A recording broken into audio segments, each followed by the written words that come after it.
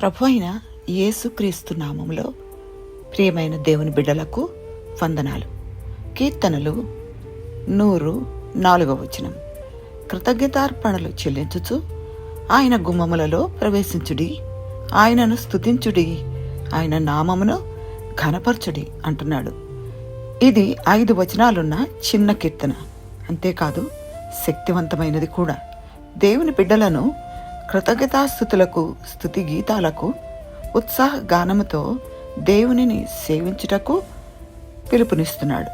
1వ వచనంలో సమస్త దేశములారా ఉత్సాహధ్వని చేయుడి అని ప్రారంభించాడు.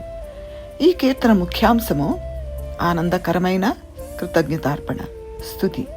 కేవలము ఇశ్రాయేలు ప్రజలు మాత్రమే కాక లోకములోని జనులంతా ఆయనకు కృతజ్ఞతలు చెల్లించే రోజు భవిష్యత్తులో ఉంది అని తెలియజేస్తున్నాడు.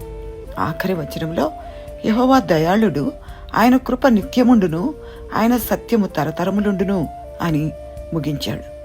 సంతోషంతో నిండిన కృతజ్ఞతార్పణలకు దేవుని యొక్క గొప్ప గుణగణాలే ప్రేరణగా ఉన్నాయి.